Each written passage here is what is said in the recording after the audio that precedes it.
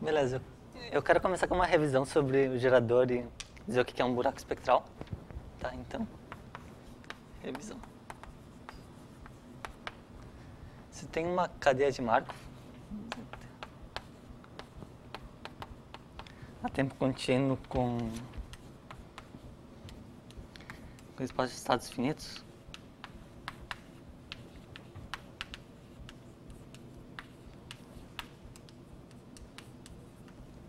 a gente viu que tem as taxas que tu pode associar para a transição de um estado I para um estado J, que são positivas, certo? E dá para escrever o gerador dessa cadeia como sendo isso aqui.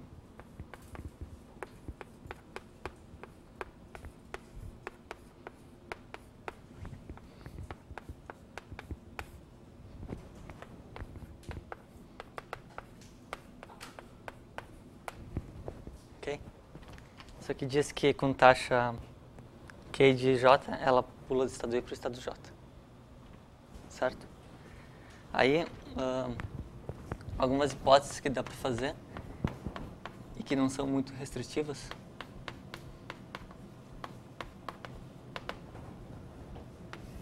são que a cadeia é irredutível,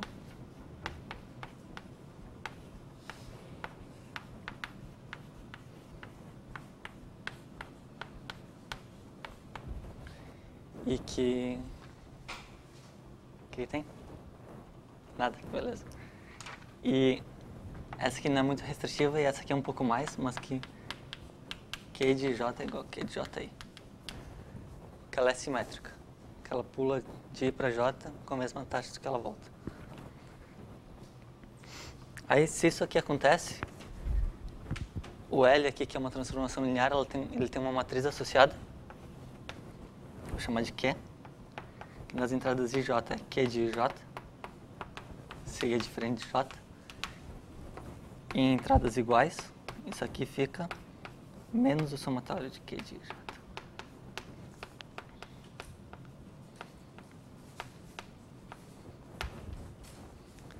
Beleza?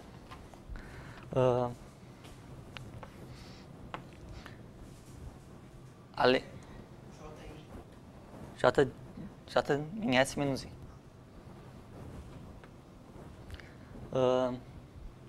Além disso, se tu considera a medida invariante,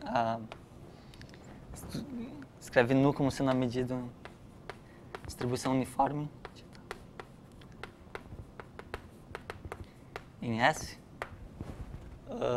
essa distribuição ela é invariante para a cadeia de Markov, certo? No sentido que mu pt igual a mu, nesse sentido aqui. E como as taxas são simétricas, essa medida aqui ela é reversível para o processo, para a cadeia de Markov. Reversível.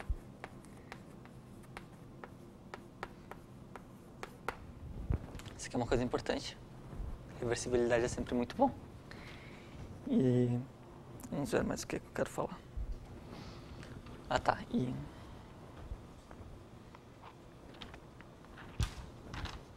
Beleza. A L também tem uma forma quadrática associada, que se chama forma de Dirichlet, certo? Que a menos de constante é isso aqui.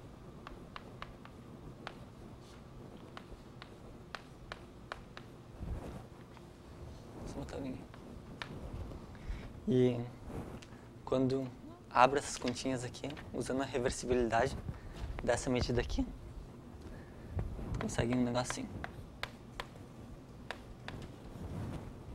Somatório de Q e J.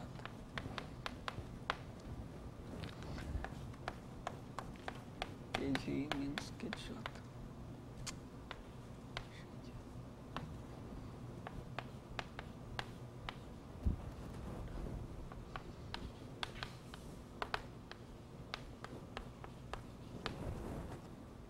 Ok?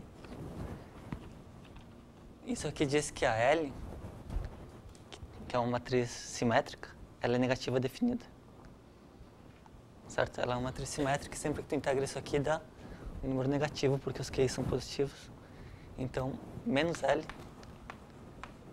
é uma matriz positiva definida.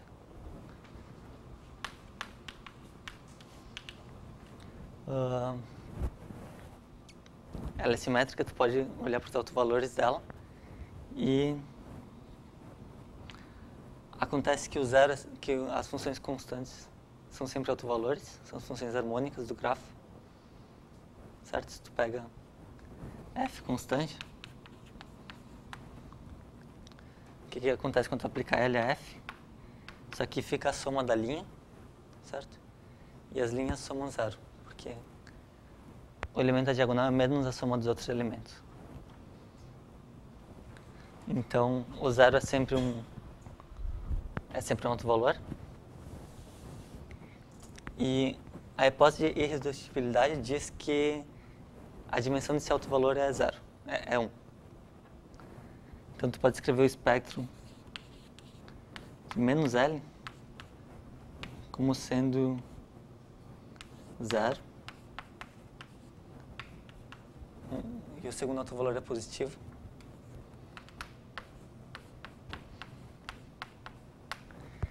E ele tem módulo de S autovalores, porque a matriz é módulo de S por módulo de S.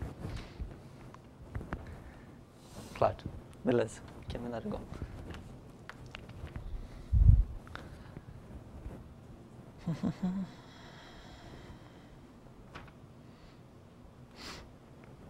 Tá, então definição. Um buraco espectral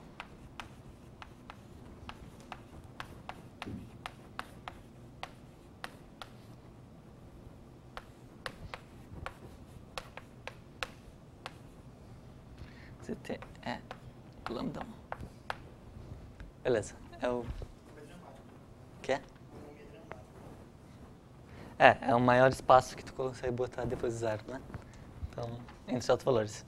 E por que isso aqui é importante? Tem aqueles teoremas de convergência para medida invariante do...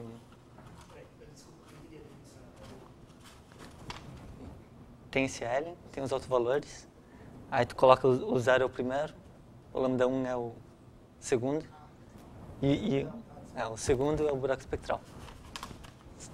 Certo? E por que isso aqui é importante? Porque quem fez cadeia de Markov lembra que tem uns teoremas do tipo convergência para medida invariante, certo?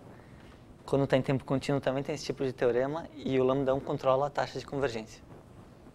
Então é importante estudar esse valor aí, esse número.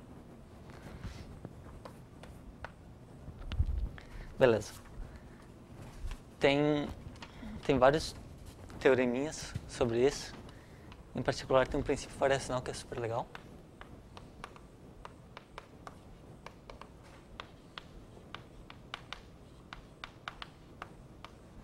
Princípio variacional que diz que lambda 1 é o maior valor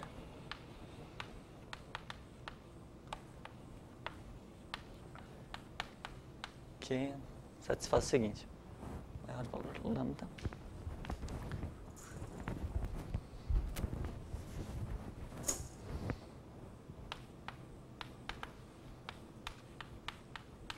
então o que é?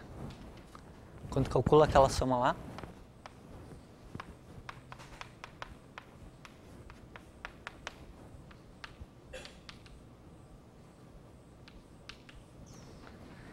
isso aqui fica maior ou igual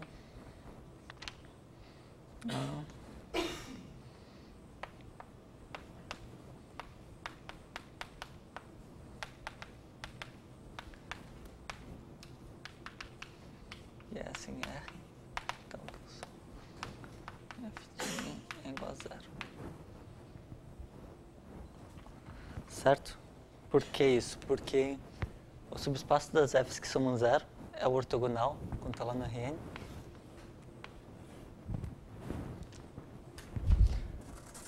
Aqui tem os caras que somam zero. E aqui, o ortogonal são os caras que são constantes. Tem todas as entradas constantes. Então isso aqui é a mesma coisa do que restringir a matriz L ao ortogonal do primeiro autovalor. Então só sobra os que vem depois. Beleza? Então, a intuição por trás desse princípio aqui. Beleza.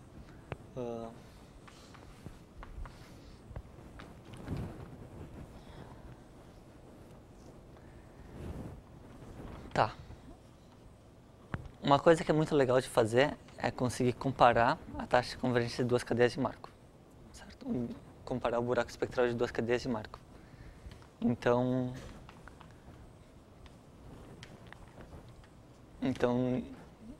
para tentar fazer isso, a gente faz uma definição do que é uma cadeia ser um subprocesso de outra. Então, você tem duas cadeias.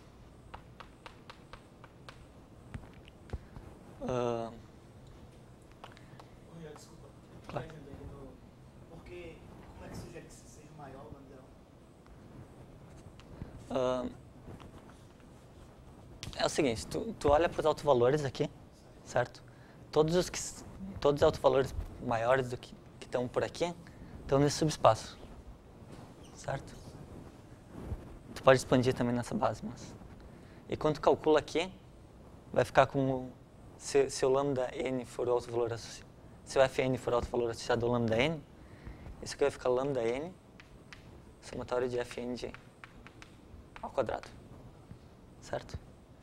Então, o menor lambda n que tu pode encontrar é o lambda 1, certo? Então isso aqui sugere que tem que fazer umas continhas a mais para demonstrar isso, mas é razoável, né? Não.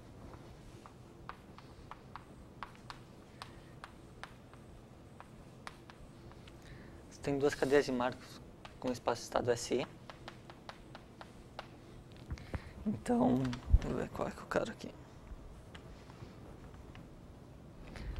Assim. Geradores. LI.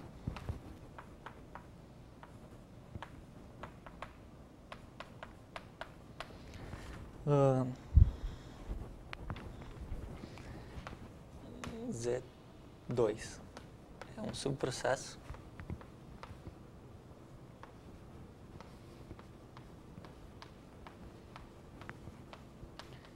Z1 C. Vamos ver. Existe uma pi de S.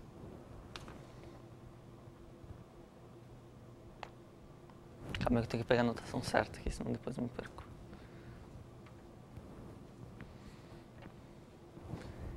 De S1 para S2 sobrejetivo.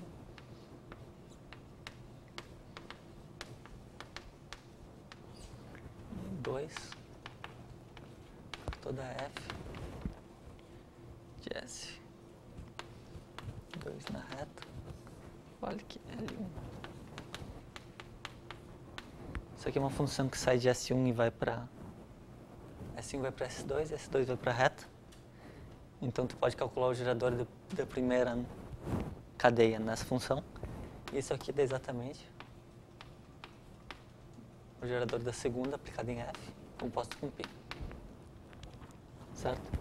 Isso aqui parece que não tem muita intuição por trás, mas o que ele quer dizer é que se tu tem a cadeia... Se tu tem a primeira cadeia e tu ignora algumas coisas sobre ela, tu consegue ver a segunda cadeia por baixo. É isso, né? Beleza. Já vai ficar mais claro quando demos... É basicamente isso, você está observando uma cadeia. Não, bom. Melhor dizendo, você tem uma cadeia, você aplica uma função, né? A trajetória, ou seja, tem uma função de estado de fase, estado de fase. Ou seja, ao invés, por exemplo, se eu quero passear aleatório num círculo, tamanho 4, né? Vai com probabilidade 1 meio para cada lado, 4 para cada lado, e tem probabilidade 1 meio no lugar. Aí você pode olhar uma função do estado da cadeia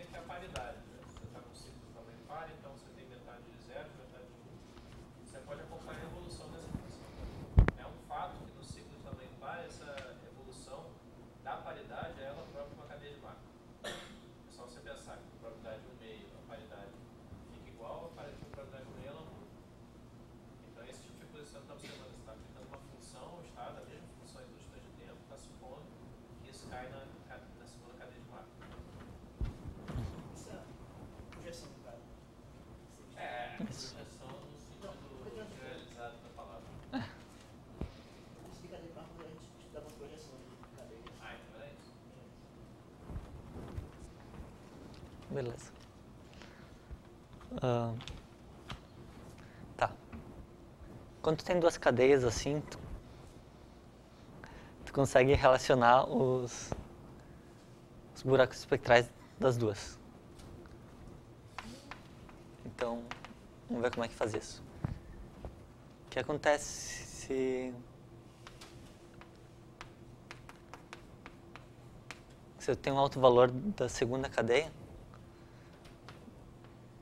quando tu pega F bola π, menos aqui, isso aqui dá L2F bola π menos, e isso aqui é lambda F bola π, certo? Então, se a F for diferente de zero, a projeção vai ser diferente de zero também. Isso aqui implica que o espectro de menos L2 está contido no espectro de menos L1.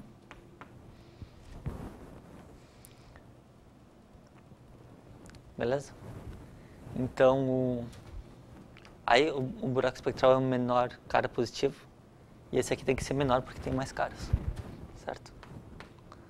Vamos escrever assim. Na cadeia 1 fica menor ou igual a lambda 1 na cadeia 2. Certo?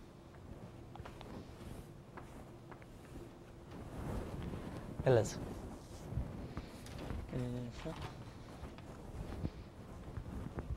Tá.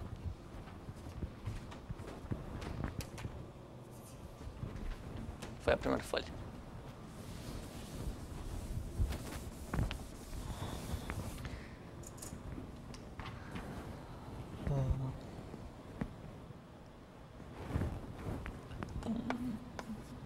Segundo tópico, que é vamos definir um passeio aleatório em tempo contínuo e que é um processo de intercâmbio. Que ele não falou em aula, mas é parecido com as coisas que a gente viu.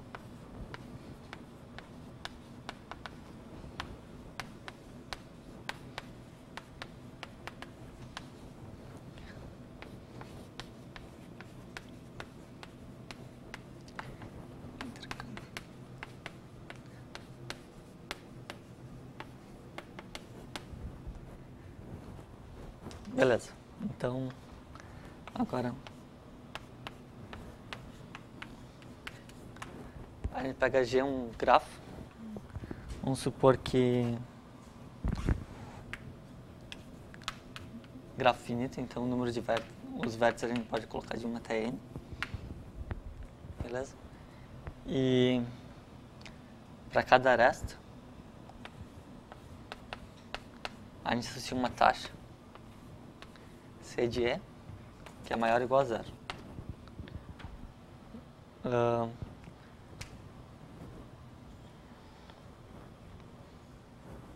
Vamos ver. Eu posso supor que o grafo é conexo e botar... Eu posso supor que o grafo é completo e as arestas que faltam eu coloco taxa zero, certo? Porque daí, tipo, se elas não estivessem aí. Mas uma hipótese importante é que se eu considero E o conjunto dos vértices que tem taxa positiva, então filhinho, esse grafo aqui é conexo.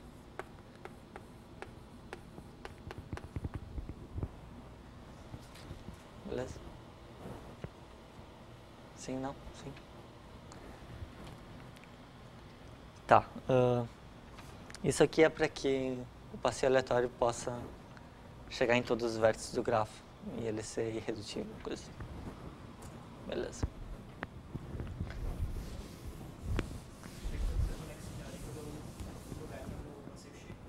Como é que é? Você tem que estar dando a conexidade pelos lugares que você pode ir. Isso. Aí é para fazer o processo ficar irredutível, né? Tu pode atingir qualquer lugar num tempo finito, saindo de qualquer outro.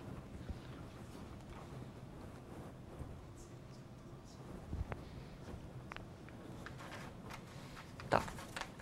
Então vamos ver como é que faz o passeio aleatório.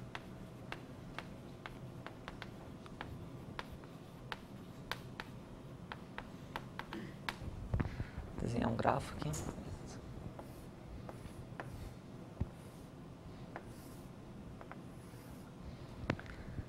Tem um grafo com os vértices aqui.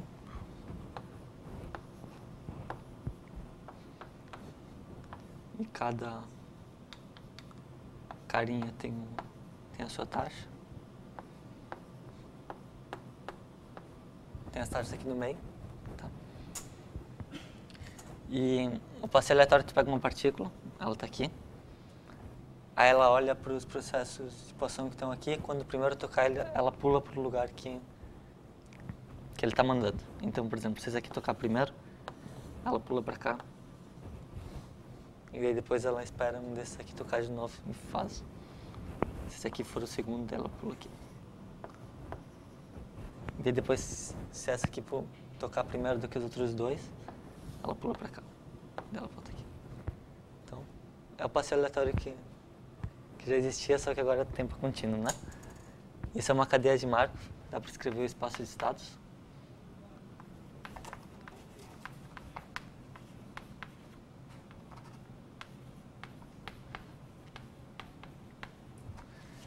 Que é o... escrever assim. São os vértices do grafo, em cada tempo eu digo em qual vértice a partícula está. E o gerador.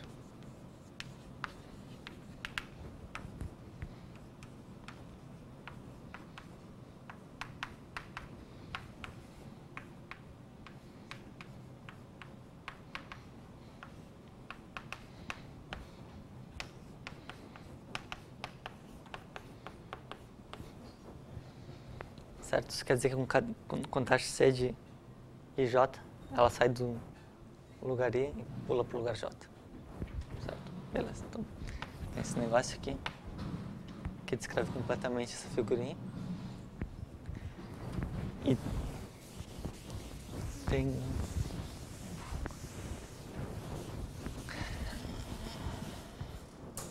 tem um processo de intercâmbio que é parecido.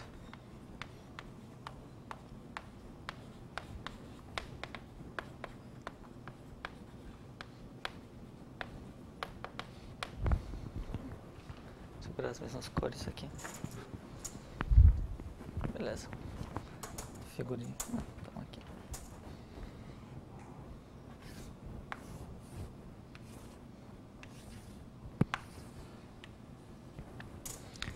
Figurinha.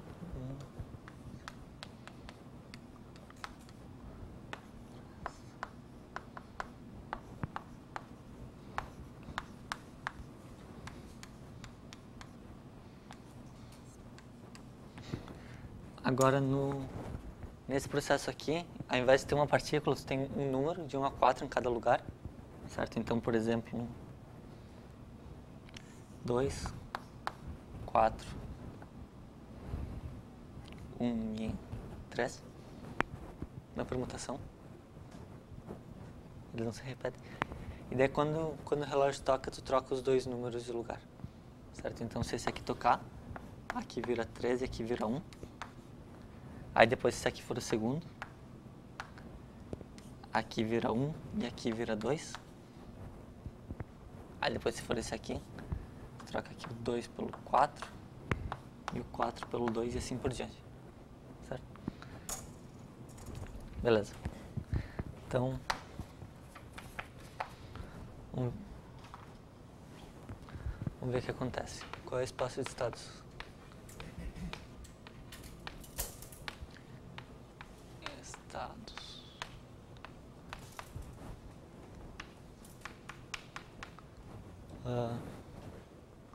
São as permutações de n elementos, certo? Porque em cada númerozinho diz o número que está em cima, como tem que ter n. Qual é a notação para isso? É Sn, né? Notações de elementos? É. Bom. Você está exigindo que o seja positivo nesse caso. Eles são maiores ou iguais a zero, mas o subconjunto onde eles são positivos dá um gráfico conexo. Certo. Não, mas nesse caso aí você precisa que seja positivo. Ou não? Porque senão vai ter coisas que você não vai ser SM, né? Se você não... Não, tem um teorema que diz que se esse gráfico é conexo, então esse grupo é esse grupo gerado... Qual é o grupo que você tem ali? O grupo gerado pelas transposições correspondendo às arestas, né? Certo. Não, mas ele tá... Pra fazer isso, o gráfico tem que ser conexo. Então ele teria que assumir o zero positivo, sempre, nesse caso. Não, eu posso apagar, por exemplo, o C23 e o gráfico continua conexo. Você Teorema, tanto que o gráfico esteja conexo, até exercício legal, Thiago. Tanto que o gráfico seja conexo, as transposições dadas pelas arestas geram esse... Entendi. Eu demorei um tempo para fazer isso, mas é verdade.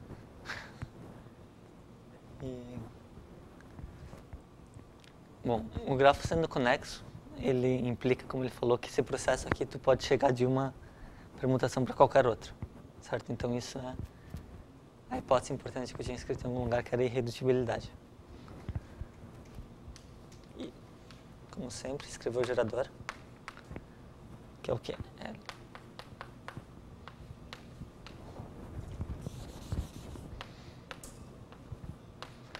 Agora tem que aplicar ele numa permutação reta. Isso aqui fica somatório C e J da XY aqui.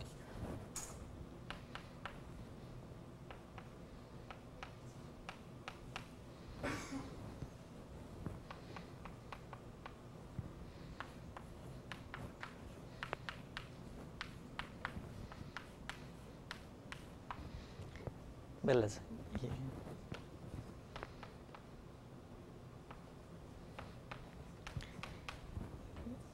E essa permutação aqui ela é o seguinte.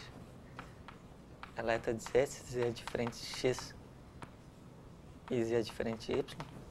E ela troca os dois carinhas de lugar.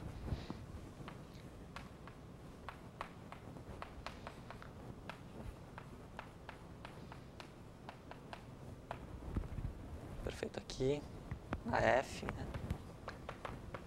Essa. Beleza.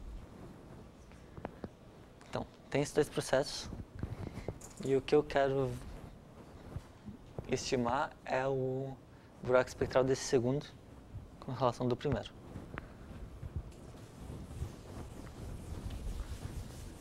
Vou apagar isso aqui. Então, o que acontece se eu defino isso aqui, pego uma configuração e leva no vértice que tem 1, certo? É a mesma coisa que eu colocar 0 em todos os lugares, é só olhar o lugar onde 1 está. Claro, né? Eu afirmo que isso aqui é uma projeção nesse sentido aqui, daquele processo, no processo de intercâmbio no passeio aleatório. Deixa eu ver. Dá pra fazer as contas pra isso, mas é meio chato. Então... Não? Mas... Qual é a posição do 1, né? É super intuitivo, né? Mas...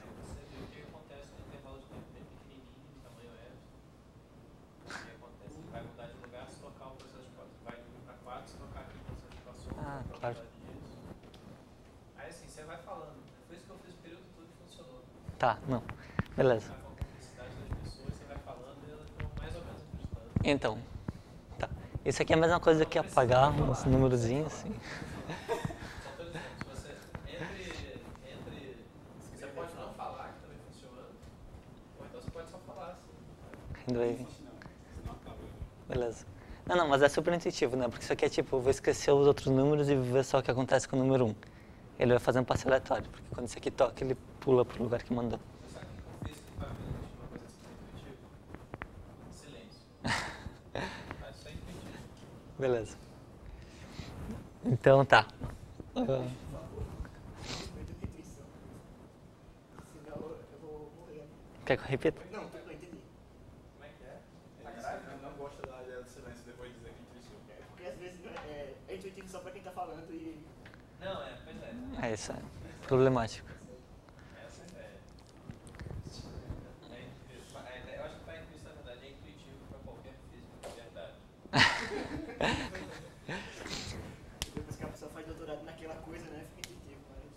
Isso aí.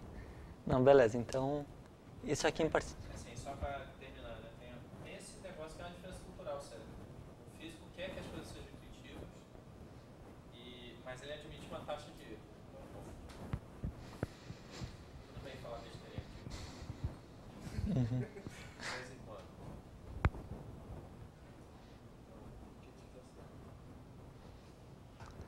Tá. Então, depois dessa continha aí, o que a gente conclui aqui é que o buraco espectral do processo de intercâmbio, vou escrever o gráfico aqui para é menor ou igual ao do passeio aleatório. Certo? Porque o passeio aleatório é o subprocesso, então ele está aqui. Certo? Daí fica isso aí. E o teorema do paper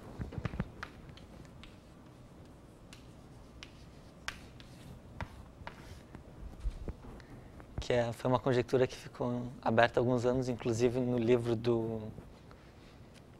cadeias de Markov do Yuval Pérez. Atrás tem um capítulo de problemas em aberto e esse é um deles.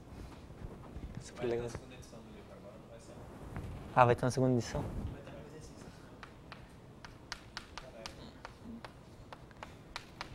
Legal. Equivale à igualdade.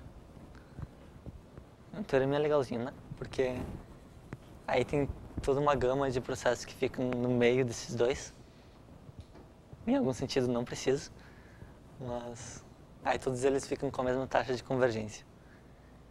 E para calcular a convergência, teria que calcular os autovalores de menos isso. A conjectura do Yuval agora, não no sentido da conjectura minha também, mas é que se você pegar o tempo de mistura do processo do intercâmbio, um dado epsilon, né? O tempo de epsilon mistura ele é menor ou igual que o tempo de epsilon mistura de n passeios aleatórios independentes. Se você sabe disso, esse teorema segue. O tempo de mistura e o tempo de relaxação, né, que é o inverso do buraco espectral, tem uma relação. E aí, o tempo de n passeios aleatórios independentes de relaxar e é o tempo de um só relaxar. Aí, a conjectura, então, é que vai dar desigualdade. É sempre mais fácil o processo de intercâmbio convertir para equilíbrio do que o processo de passeios aleatórios independentes. Sim. Isso vale para gráfico com 2 vértices. Então, não, beleza. Tá, como eu estava falando, aqui tem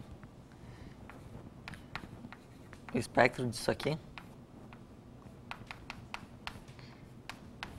Tem n fatorial carinhas e o espectro desse aqui.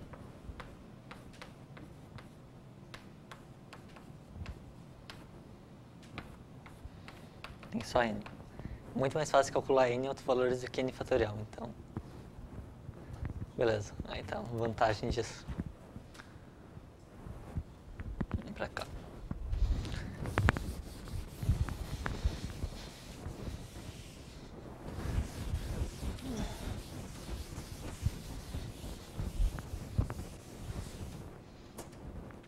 Tá, então vamos para um 3.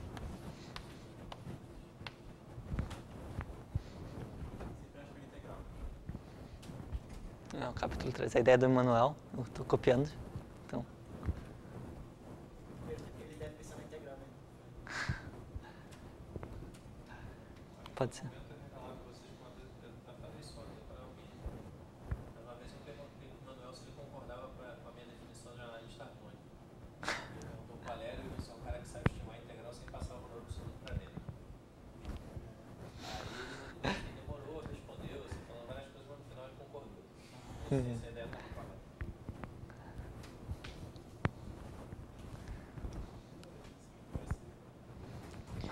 Beleza.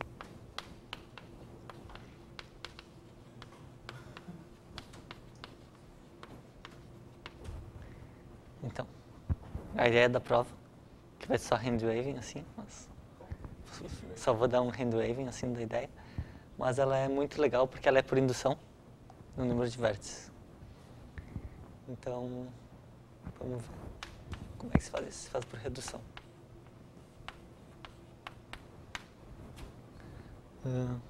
Se tu tem um grafo G, como aquele lá, aí tu diz que G é... E tu pega um vértice dele, aí diz que Gx é o grafo reduzido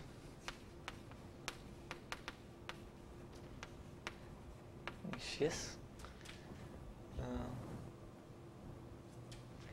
Se o Vx é V menos x, Gx é igual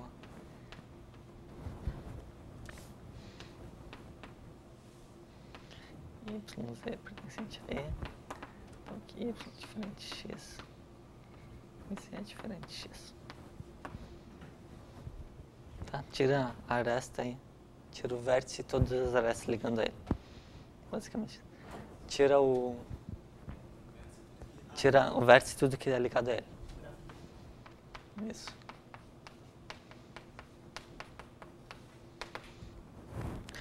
Aí, para esse grafo aqui, a gente vai associar umas taxas um pouquinho diferentes daquelas, que a taxa de sair de y e passar para x vai ser a... Então, tio aqui. Vai ser a taxa antiga, mais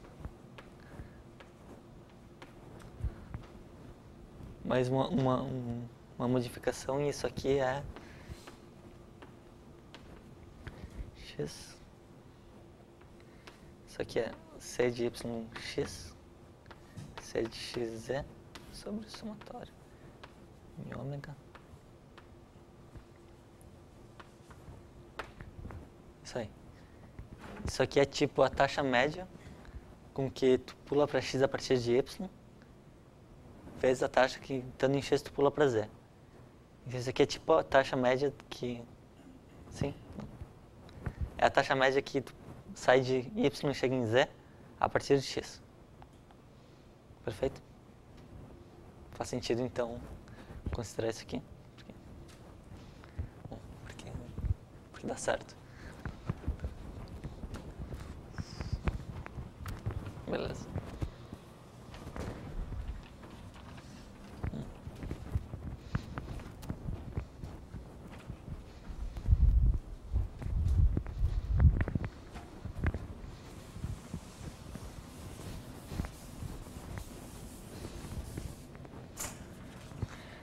Então tá. Você sabe o que significa essa taxa aí? Qual? Imagina o seguinte, pensa num passeio aleatório no gráfico, né? Com as traços contínuos. Aí, vamos dizer que ele é aquele gráfico de 4 vértices ali. E aí você decide, eu só quero saber da trajetória desse passeio quando ele está fora do vértice 4. Então o que você faz é você ver, quando está no vértice 1, você vê o tempo que ele fica, quando está no vértice 2, vê no vértice 3, tudo bem?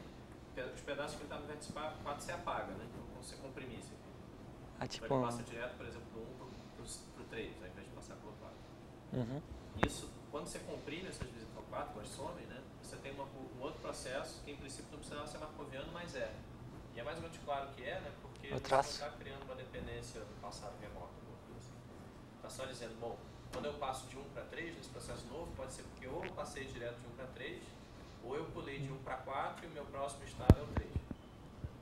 Aí as taxas que você tem são exatamente essas aí. É o processo traço, não? Oi? É o processo traço. É o processo traço, né? Então, a taxa de você ir então, de y para z é a taxa antiga, mais uma taxa que é a taxa de você ir de y para x, vezes a probabilidade que o próximo estado, a partir de x, seja o z. É isso que está escrito ali.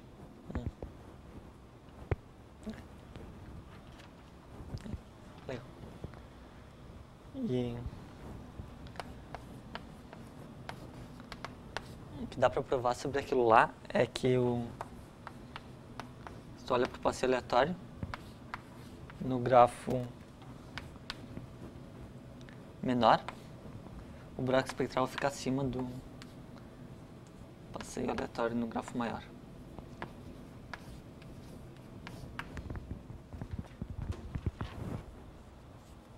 Certo?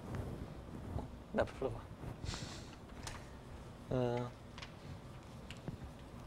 Tá. Agora, a gente sabe que todo o autovalor do passeio aleatório é um autovalor do processo de intercâmbio. É demonstrável. Se tu pegar aquelas taxas lá, Era porque eu tava olhando, porque eu achava que isso aí já acabava, mas ali a gente quer com IP. isso, que é com IP e não com GP. Isso aí, tu aumentou um pouquinho, só que tu conseguiu tirar um vértice. Então, um bom chute de onde fazer indução, né? A gente já sabe que todo autovalor desse processo aqui é um autovalor desse aqui, certo? Então, o que falta para conseguir demonstrar uma coisa assim é tu conseguir entender os outros autovalores disso. Faz sentido. E esse é o próximo objetivo para fazer isso. Vou apagar isso aqui.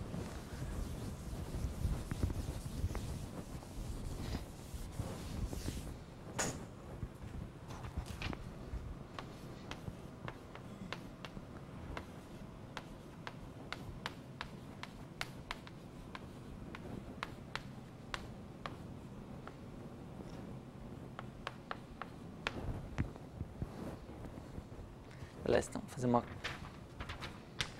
continha aqui. O que acontece se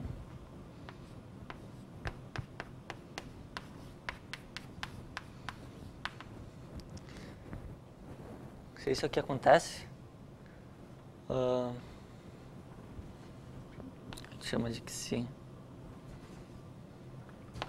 e como sendo reta.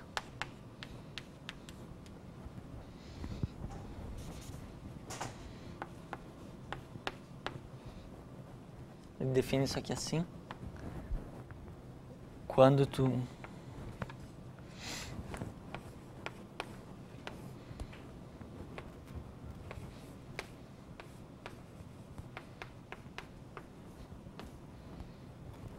X passa lambda para dentro, coloca isso. Aí vai ter dois somatórios, porque essa esperança condicional no espaço finito. Mudando a ordem das somas e vendo que algumas coisas se anulam, isso aqui dá exatamente menos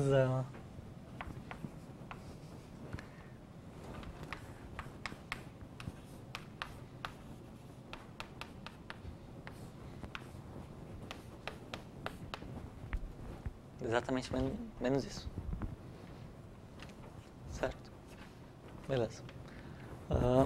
O que isso aí diz? Diz que se algum desses valores aqui for diferente de zero, isso aqui vai ser um autovalor do passeio aleatório. O passeio aleatório que estava aqui. Okay? Se tiver um autovalor do processo de intercâmbio, com algum desses caras aqui, para algum x diferente de zero, para algum i, isso aqui é diferente de zero, então, fazendo essa conta aqui, tu conclui que esse lambda também é autovalor do passeio aleatório. Tá? Então, definindo H como sendo as Fs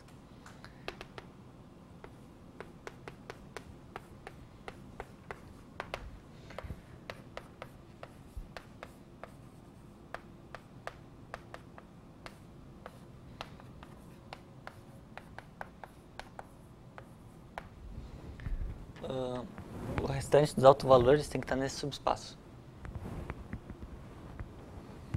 Sim? Porque se algum desses aqui for diferente de zero, aí tu consegue o mesmo autovalor pro passeio aleatório. Não lá. Tá, então, vamos ver assim. Tu tem F que é um autovetor associado a lambda dessa matriz. Aí vamos supor que exista um I, tal que a esperança de F, dado que se... A conta ficaria fácil, pelo menos para o caso acontecer. Tá, indicador de Como é que é? Não, porque se eu tivesse um exemplo, um indicador, por exemplo, que a conta ficaria trivial, esse caso fácil de detectar. Não, por exemplo, se a f for... Os únicos exemplos são essas funções aqui, né? Porque eles são os autovalores, eles dão os autovalores. Certo? Ela dá projeção, então essa função aqui ela dá uma das possíveis projeções. Certo? Que é olhar o cara aqui no qual a partícula I tá. Partícula com o label I. Então as Fs que tu pode colocar aí são assim. Porque daí isso aqui ia ficar igual. Mas esse é o único exemplo, é isso que está dizendo. Certo? Porque se isso aqui for diferente de zero, aí tu coloca esse negócio aqui, faz essa conta aqui e dá exatamente isso. Então, esse cara aqui sendo diferente de zero implica que esse lambda é um alto valor dessa matriz. Ok? Ou seja, todos os autovalores do processo de intercâmbio que não são autovalores do passeio aleatório tem que ter o espectro, tem que ter autovetores nesse subespaço. Certo? Isso aí quer dizer o quê?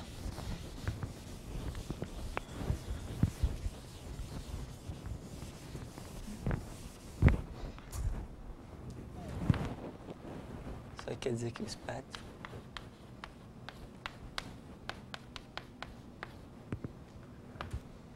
fica menos espectro.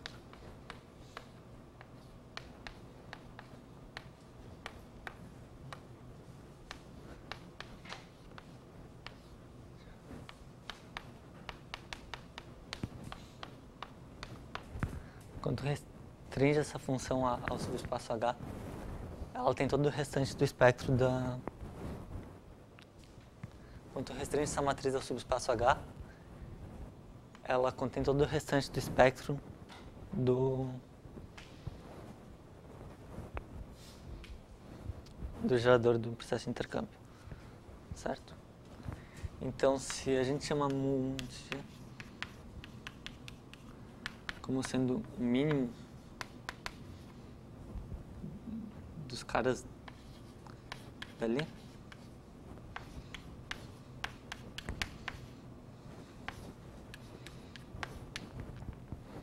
o que no final eu preciso provar então é que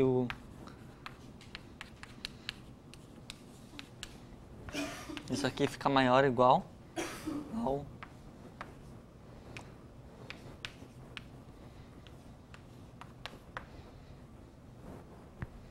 certo? Porque daí o menor autovalor vai ser o menor autovalor que está aqui. Menor autovalor positivo. E daí eu ganho o resultado. Certo? Vamos lá então.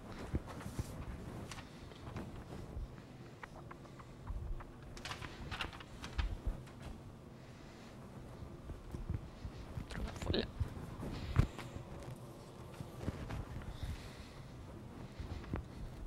Então tá, então. Isso aqui eu quero.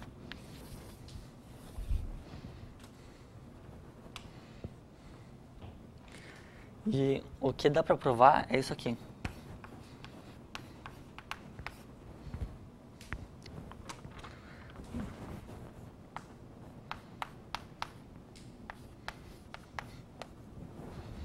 Isso aqui fica maior ou igual ao máximo.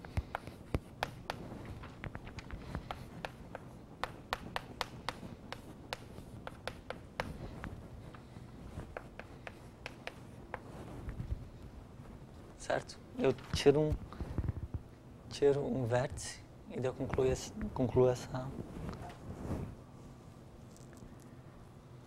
Dá pra concluir esse negócio aqui. Isso aqui é super difícil de demonstrar, diga-se de passagem. É uma demonstração de umas 7 folhas, então super difícil. Isso é um caso gerador da proposição? Como assim? Daquela... Não. Não, aqui ó, a gente está falando sobre o passeio aleatório. Ali é sobre o processo de intercâmbio. Então, se a gente olha para o restante dos autovalores, ele fica acima do maior autovalor do maior, menor autovalor. Ele fica acima disso aqui, que é tipo, que é tirar um vértice, colocar aquelas taxas lá e calcular o buraco espectral para o processo de intercâmbio daquele carinho. Beleza? Então com isso aqui dá para concluir esse teorema aqui. De que forma? Vamos ver.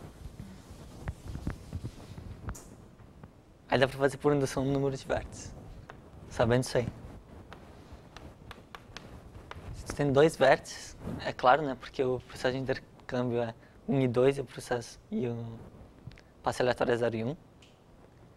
Então, se tu tem 2 vértices, se teu grafo só tem 2 vértices, eles são a mesma coisa, porque o...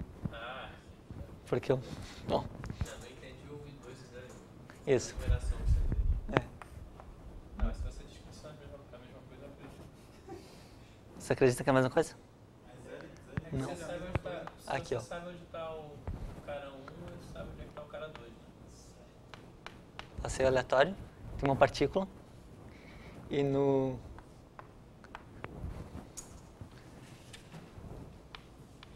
processo de intercâmbio tu tem o número 1 e o número 2. Agora se diga, a partícula é o número 2 e o espaço vazio é o número 1. Ao contrário. É exatamente o mesmo processo. Certo? Então, tá. Então, por caso 2 é trivial a afirmação, porque eles são iguais. Agora, supõe que valha para todo grafo com n vértices, para quaisquer conjuntos de taxa, certo? E daí, para conseguir para n mais 1, a gente precisa provar alguma coisa assim, certo? Então,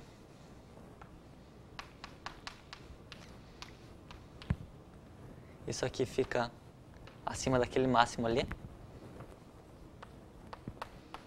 Já disse que tu tá provando o teorema principal agora? Isso, tô mostrando como é que a partir dessas proposições que eu listei aí, tu consegue demonstrar o teorema principal. Quer que eu repita? Não, tranquilo. Tá, então por indução.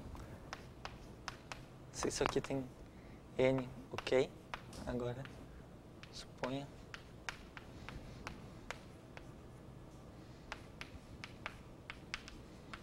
Isso aqui é v, na verdade.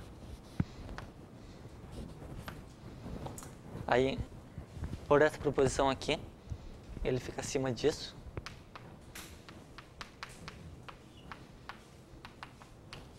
Certo? Mas agora cada um desses grafos aqui tem n vértices, porque tu tirou um. Então isso aqui é o máximo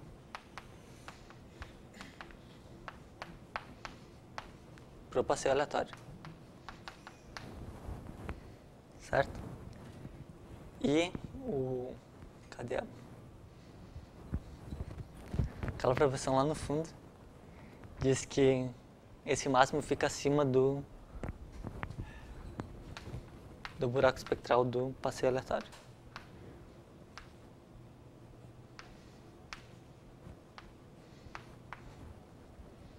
Certo? Então, o maior autovalor fora desses autovalores aqui fica acima do buraco espectral, né? Então o buraco espectral tem que estar nesse subconjunto. Portanto, eles coincidem e determinam... O menor ao menor. Isso. Esse aqui é o menor autovalor, que não é autovalor do passeio aleatório também. E o que isso aqui implica é que ele fica acima do menor autovalor do passeio aleatório. O menor positivo, né? Sempre tem o zero. É técnico, mas teria que ser maior de fato, né? Não maior ou igual. Não, se for maior ou igual, então tá bom, né? Porque igual... Não, mas se for igual, tá lá. Mas é... Não. Mas tá dito outra coisa, né? Porque, tipo, é que na verdade você pode ter um autovalor por multiplicidade, né? Então, digamos assim, tem uma cópia dele nesse pedaço do espectro e tem uma cópia dele nesse pedaço. Pode ter duas funções ortogonais, né? Uhum. Que vai dar o mesmo valor. Claro. A princípio pode acontecer isso. Onde é que vou sair, né? Onde é que foi a hipótese de indução? A hipótese de indução foi nessa igualdade, ó. Essa aqui é a proposição difícil de demonstrar, certo? Aí agora aqui, esse cara aqui tem N vértices, o Gx. Então para o Gx vale a igualdade, por hipótese de indução. Certo? A nossa hipótese de indução diz que se tu tem um vértice, tem um grafo com N vértices, com taxas quaisquer, forma que os lugares positivos fiquem conexos, coisa e tal, aí tu tem essa igualdade aqui. Os buracos espectrais são iguais. Certo? Então, tu tem a igualdade de dois máximos e a primeira proposição lá no fundo do quadro diz que isso aqui fica acima do... Tem um bicho esse negócio aqui mesmo. Isso, então esse aí é um negócio importante, né? A gente demonstrou isso, que é isso aqui. Isso aqui implica que o menor alto valor positivo é esse cara aqui. Que era aquilo que eu queria demonstrar. Beleza. Deixa eu ver. Tá. Tem mais meia hora, acho que eu vou falar um pouco sobre o processo de exclusão. Porque depois que tem esse teorema aqui, tem vários outros processos que tu consegue demonstrar que eles têm o mesmo buraco espectral do que o passe aleatório. E um deles é o processo de exclusão que a gente estava vendo em aula, né? Então vamos ver como é que faz isso aí pro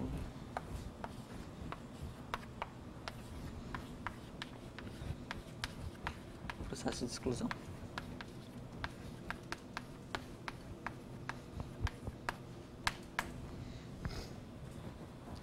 Então aqui,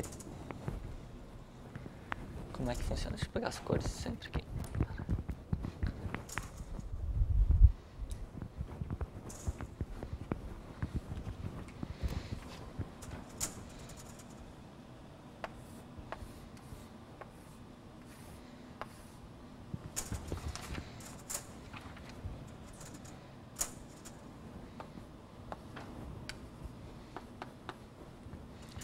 No processo de exclusão tem as taxas aqui e em cada lugar tu tem um número 1 ou um número 0. Certo? Vou marcar por partícula ou sem partícula, então, por exemplo assim.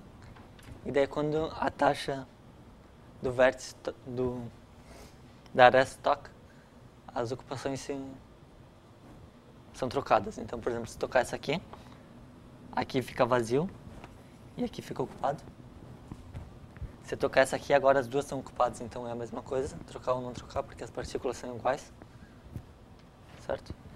Agora, se tocar essa aqui depois, como as duas estão vazias também é a mesma coisa. Então, na verdade, só muda onde tem partícula e onde não tem, né? Beleza, dá pra escrever também o espaço de estados.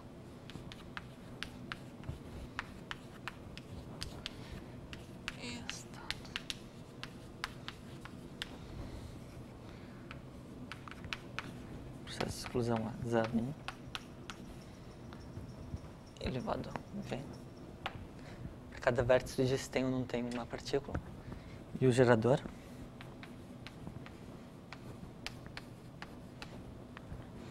Ok.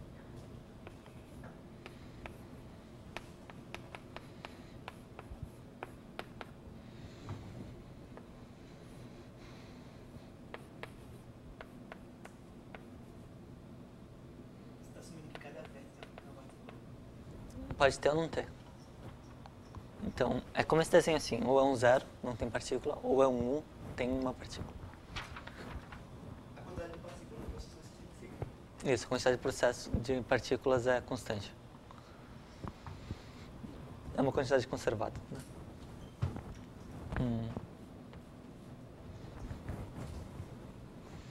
Então, vamos ver, isso aqui é C de x, y.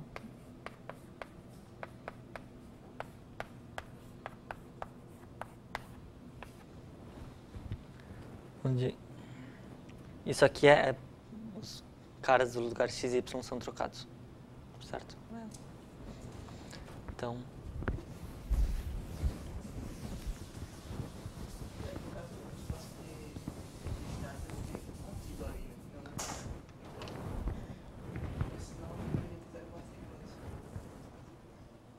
Isso é, tu pode diminuir o estado de espaços fazendo... Ficar o número... Acho que fica legal. Então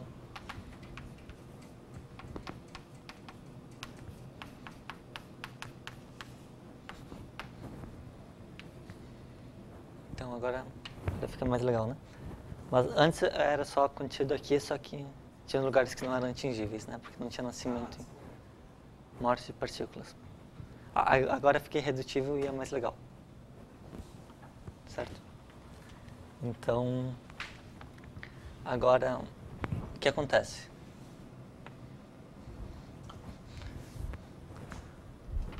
O processo de exclusão, ele é um subprocesso do processo de intercâmbio.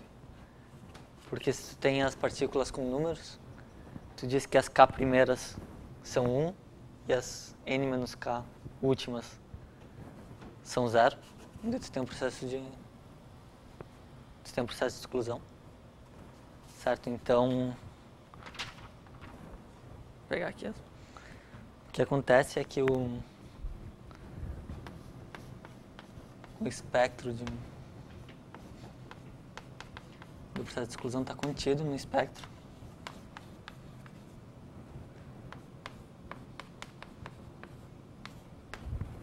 Do processo de intercâmbios. Certo? Aquilo que a gente falou no início. E vale que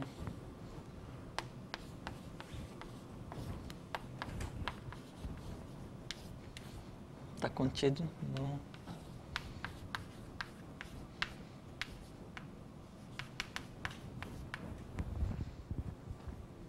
vale isso aqui pelo seguinte: se tu tem L, se F é um alto valor disso aqui,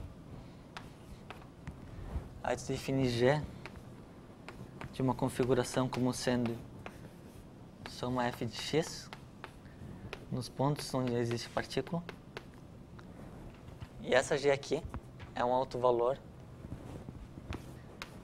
do processo de... Tem que supor que ela é não constante aqui, daí isso aqui fica não nulo. Mas o que acontece?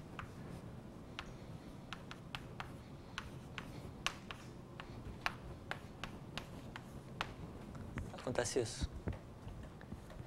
É só abrir a conta e fazer. Isso aqui diz que todo cara do espectro do passe aleatório está contido no espectro do processo de exclusão. Certo? Então, essas duas coisas aqui juntas implicam que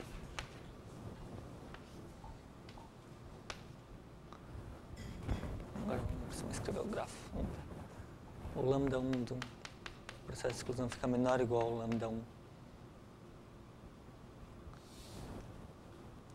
Esse aqui é menor.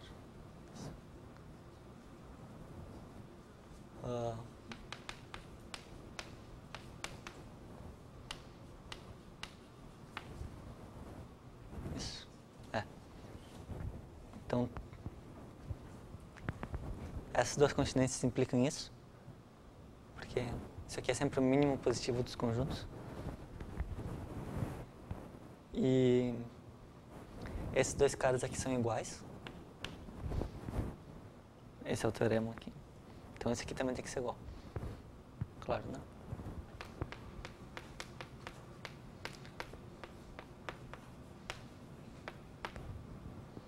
Isso aí.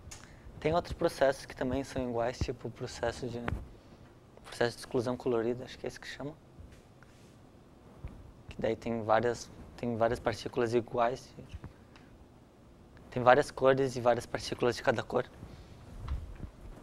Também dá para fazer a mesma análise para eles. Só que daí, em vez de associar com o passe aleatório, tu associa com o processo de exclusão. E o processo de intercâmbio. Aí tem um monte aí. Beleza? Acho que era isso. Eu terminei 20 minutos antes, mas... Beleza.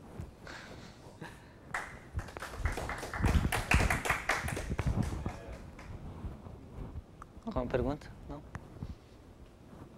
Tem alguma coisa que você sabe dizer sobre a proposição mais difícil de todas?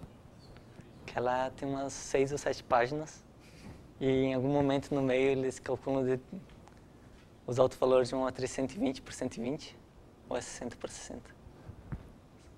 Acho que é 60 por 60. É 60%. Beleza. Mesmo assim é uma coisa super difícil, né? Mas... ele tem que estimar... ele pega subconjuntos de 5 elementos. Ela é uma desigualdade para provar que uma certa matriz lá é positiva de ser definida. Isso. Aí eles quebram essa matriz em um monte de blocos, conseguem mostrar que tem uma estrutura boa, assim. Então só precisa mostrar que os blocos são positivos sempre definidos. O que é sempre definido? É que pode estar um valor zero. Mas... Aí, só que aí eles reduzem o certo número de casos finito lá. eles analisam. 60. Mas acho que essa aí não é a proposição mais legal. Tem uma que é super legal, que é quando tu reduz o grafo, o passeio aleatório tem o buraco espectral aumentado. Essa é legal, porque eles usam aquele princípio variacional que eu falei no início, e daí eles têm que chutar uma função para... Quando tem uma função no grafo menor, eles têm que chutar uma função para o grafo maior. E resulta que a função que dá certo é pegar a solução do problema de Dirichlet, tipo a função harmônica do grafo. Então, é uma coisa legalzinha. Eu já perguntei se não tinha uma prova dinâmica, né? Assim, no seguinte sentido, você sabe que o buraco espectral é a taxa de decaimento da distância entre a distribuição de equilíbrio e a distribuição do perfeito. Isso. E aí você sabe que esse processo, essa matriz nova aí, ela corresponde a um passeio aleatório que tem o estallamento, né? Você está pagando a distribuição de certo estado. Então deveria ser verdade que esse passeio converge mais rápido do que o passeio usual. Eu não sei provar isso. Tirando isso também. Vamos ver. Tem umas técnicas bem bonitinhas que eles usam. Imagina que você está dizendo assim, ó, você quer, assim, você pensa em convergir, chegar a algum lugar, né? E você diz, eu vou desconsiderar todo o tempo que você passa em A1, você chega mais rápido no seu destino. Assim, o filme de quanto tempo você demora para chegar no destino é mais rápido. Convergir o equilíbrio não é chegar a lugar nenhum, né? Sem probabilidade, é coisa de medida, né? Não, mas é tipo cobrir todo o negócio tanto mas que... eu ainda acho que deve ter uma prova, assim, razoável. Tem mais equivalente. Para o tempo de mistura, a gente sabe dizer que ele é relacionado ao tempo máximo que demora para você bater num conjunto grande de vértices. E aí, então, para o tempo de mistura, provavelmente alguma coisa parecida com o que eu falei vale. Mas, nesse caso aí, eu não sei. É de 2009 isso, né? Acho que É por aí, né? Sei lá. é bem recente. É bem recente. Beleza. Acho que era isso. Eu conectei a minha tomada aí, né? Toda vez que você Funciona? chegava perto da tomada, funciona, exceto quando Ah, você desligava aqui? tomada, aí ele apagava. Não tem problema. Como é que desliga aqui? Parte segura.